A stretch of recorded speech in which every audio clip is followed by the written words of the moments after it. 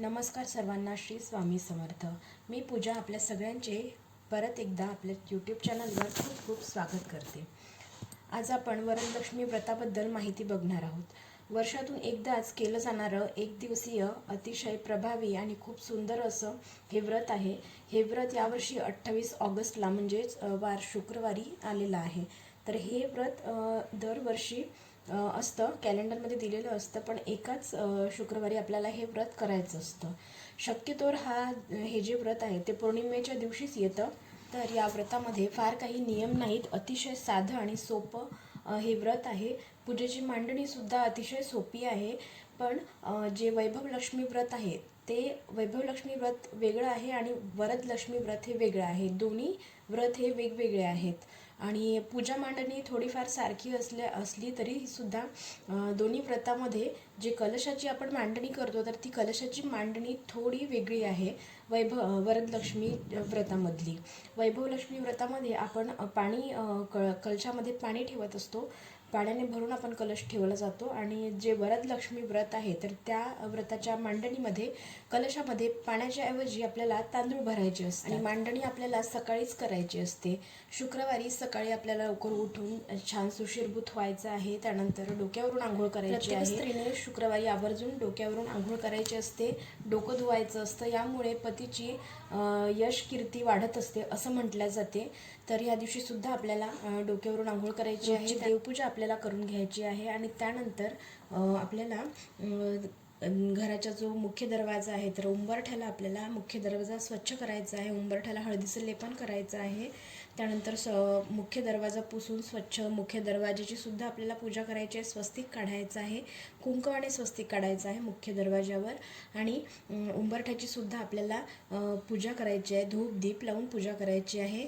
आणि मुख्य दरवाजाच्या समोर सुद्धा आपल्याला एक दिवा लावायचा आहे आणि तुळशीजवळ सुद्धा दिवा लावायचा आहे, तुळशीची पूजा करायची आहे। त्यासोबतच आपल्याला गॅसची सुद्धा पूजा करायची आहे। आणि हे सगळं झाल्यानंतर आपल्याला वरदलक्ष्मी व्रताच्या पूजेची आपल्याला मांडणी करायची आहे। पूजेची मांडणी ही सकाळीच करायची आहे, जेवढ्या लवकर शक्य होईल तेवढ्या लवकर आपल्याला पूजेची मांडणी करायची आहे। म्हणजे दिवसभर आपल्याकडे आपल्या घरामध्ये माता लक्ष्मीची पूजा ही पूजेची मांडणी तशीच राहते आणि दिवसभर माता लक्ष्मी ही सूक्ष्म स्वरूपामध्ये आपल्या घरामध्ये विराजमान राहते। आणि या व्रताचं उद्यापन सुद्धा आपल्याला शुक्रवारीच म्हणजे त्याच दिवशी आपल्याला उद्यापन संध्याकाळी करायचं असतं या व्रतामध्ये। आणि व्रताच्या दिवशी आपल्याला उपवास करायचा आहे शुक्रवारी आणि संध्याकाळी मग उद्यापन याचं करायचं आहे। सगळ्यात आधी चौरंग ठेवल्यानंतर आणि त्याच्यावर कपडा ठेवायचा आहे, लाल कपडा किंवा पिवळा कपडा, शक्यतो लालच कपडा घ्यावा। आणि त्यानंतर सगळ्यात आधी आपल्याला दिवा लावून घ्यायचा आहे, दीप प्रज्वलित करून घ्यायचा आहे। तर दिवा लावायचा आहे, त्यानंतर गणपती बाप्पाची आपल्याला पूजा करायची आहे, गणपती बाप्पाला अभिषेक करायचा आहे, गणपती अथर्वशीर्ष म्हणून आपल्याला अभिषेक करायचा आहे गणपती बाप्पाच्या मूर्तीवर। आणि मग ती मूर्ती आपल्याला चौरंगावर उजव्या साईडला ठेवायची आहे, थोडेसे तांदूळ ठेवून आपल्याला त्याच्यावर गणपती बाप्पाची मूर्ती ठेवायची आहे। त्यानंतर गणपती बाप्पाची पूजा करायची आहे, हळद कुंकू अक्षदा लाल फूल अर्पण करायचं आहे, दुर्वा असेल तर दुर्वा सुद्धा अर्पण करायची आहे। त्यानंतर गुळ खोबऱ्याचा नैवेद्य गणपती बाप्पांना आपल्याला तिथे दाखवायचा आहे। तर ही झाली गणपती बाप्पांची पूजा। त्यानंतर आपल्याला कलशाची मांडणी करायची आहे। तर कलशा मांडणीसाठी आपल्याला अष्टदळ कमळ काढून घ्यायचं आहे तांदूळाने एका प्लेटवर, किंवा डायरेक्ट तुम्ही त्या चौरंगावर सुद्धा काढू शकता। तर अष्टदळ कमळ काढायचं आहे आपल्याला तांदूळांनी आणि त्यावर आपल्याला कलश ठेवायचा आहे। स्वच्छ कलश घ्यायचा आहे, तांब्या घ्यायचा आहे, ते तांब्यामध्ये आपल्याला पूर्ण वरतेपर्यंत तांदूळ भरायचे आहे। आणि त्यानंतर कलशाला आपल्याला 5 बोटे खालून वर अशा रेषा काढून घ्यायच्या आहे कुंकवानी, किंवा स्वस्तिक काढलं तरी चालेल किंवा स्वस्तिक पण काढू शकता। तर काढल्यानंतर आपल्याला त्याच्यावर मग एक श्रीफळ ठेवायचं आहे। श्रीफळ म्हणजेच नारळ आपला, तर नारळ हे पाण्याने भरलेलं असावं, तर हे नारळ आपल्याला तिथे ठेवायचं आहे कलशावर। त्यानंतर कलशाची आपल्याला पूजा करायची आहे, हळद कुंकू अक्षदा वाहायचं आहे, तुम्ही चुनरीसुद्धा ठेवू शकता कलशाला।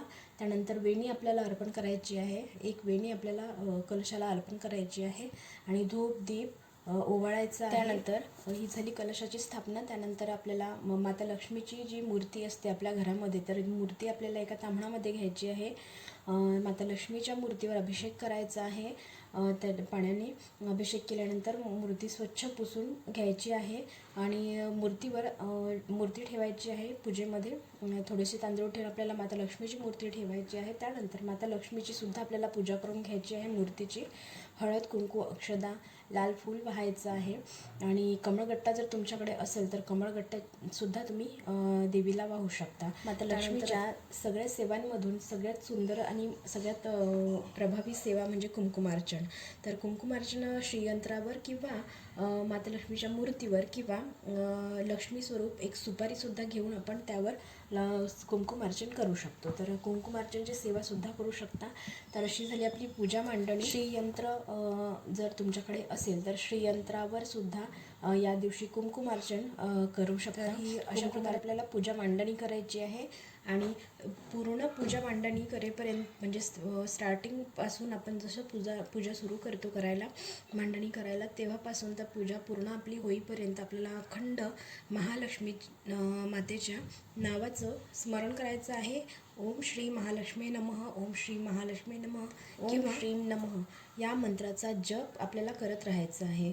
त्यानंतर आपल्याला पूजेच्या तिथे देवीला 21 प्रकारचे नैवेद्य ठेवायचे असतात. तर 21 प्रकारच्या नैवेद्यामध्ये ड्राय फ्रूट्स, त्यानंतर कितीतरी प्रकारचे फ्रूट्स असतात तर ते आपण तिथे ठेवू शकतो. जसं की काजू, बदाम, मनुका, पिस्ता, गूळ, खोबरं, दही, दूध, त्याबरोबरच किंवा मध, खडीसाखर, लवंग, विलायची, त्यानंतर मखाण्याची खीर किंवा मखाने ह्याचं सुद्धा नैवेद्य तुम्ही ठेवू शकता.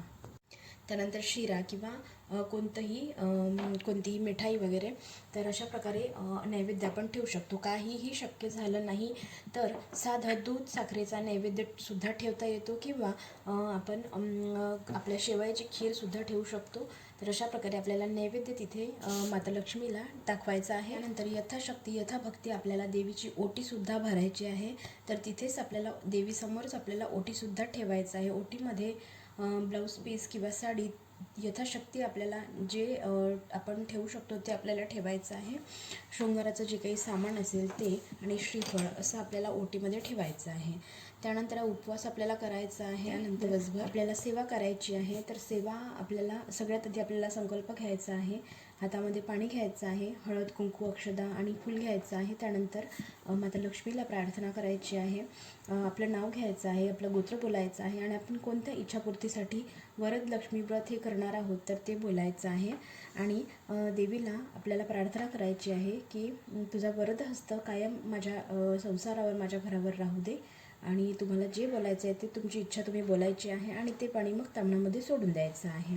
हा झाला आपला संकल्प. त्यानंतर आपल्याला सेवा करायची आहे. सेवेमध्ये 16 वेळा आपल्याला महालक्ष्मी अष्टकमचे पठण करायचे आहे, 16 वेळा श्री सूक्ताचे पठण करायचे आहे आणि 16 वेळा व्यंकटेश स्तोत्र आपल्याला म्हणायचं आहे आणि शक्य झालं तर विष्णू सहस्त्रनामसुद्धा आपल्याला या दिवशी पठण करायचं आहे. माता लक्ष्मीला सगळ्यात जास्त आवडणारी माता लक्ष्मीची सेवा आपण जेव्हा करतो तेव्हा माता लक्ष्मी आनंदी होते, प्रसन्न होते. माता लक्ष्मीला आवडते आपण जी सेवा करतो ते. पण माता लक्ष्मीला सगळ्यात जास्त जर आवडत कोणती गोष्ट असेल तर ती आहे भगवान विष्णूंची सेवा. जिथे भगवान विष्णूंची सेवा ज्या घरामध्ये होते तिथे महालक्ष्मी मातेची वेगळी सेवा किंवा वेगळं आवाहन आपल्याला महालक्ष्मी मातेला करायची गरज नसते. त्यामुळे माता लक्ष्मीसोबतच आपल्याला भगवान विष्णूंची सुद्धा सेवा आपल्याला करायची आहे. तर ह्या सगळ्या सेवा आपल्याला करायच्या आहे दिवसभरामध्ये. त्यानंतर संध्याकाळी आपल्याला जेवढं शक्य होईल तेवढ्या सवाष्ण बोलवायचं आहे आपल्या घरी. 3, 5, 7, 9, 21 कितीही आपल्याला जेवढ्या मिळतील तेवढ्या सवाष्ण आपल्याला बोलवायचं आहे. त्यांना दूध, चहा, त्यानंतर खीर, तुमच्या यथाशक्ती तुम्हाला इच्छा असेल त्यांचा मान सन्मान करायचा आहे. त्यांना चहा, कॉफी वगैरे द्यायचं आहे. खीर द्यायची आहे. त्यानंतर त्यांना कमीत कमी एका सवाष्णीची तरी आपल्याला ओटी त्या दिवशी भरायची आहे. ज्यांना आपण बोलवणार आहोत त्यापैकी एका सवाष्णीची आपल्याला ओटी कमीत कमी भरायची असते. तर या प्रकारे आपल्याला सवाष्णांचा मान सन्मान करायचा असतो. तर हे या प्रकारचं आपल्याला उद्यापन करायचं. संध्याकाळी नैवेद्य करायचं आहे. भात, वरण, भाजी, पोळी आणि काहीतरी गोड असा नैवेद्य आपल्याला माता लक्ष्मीला दाखवायचा आहे आणि आपला उपवास सोडायचा आहे. व्रताची जी उत्तर पूजा आहे ती आपल्याला दुसऱ्या दिवशी करायची आहे, म्हणजे शनिवारी करायची आहे. वरद लक्ष्मी व्रत हे केल्याने आपल्या घरामध्ये अष्टलक्ष्मीचा वास कायम असतो आणि माता लक्ष्मीची कृपा आपल्याला प्राप्त होते. वर्षातून एकदाच येणारे हे व्रत अतिशय सुंदर आणि खूप अतिशय प्रभावी असं व्रत आहे. तर नक्की तुमची इच्छा असेल तर नक्की करा.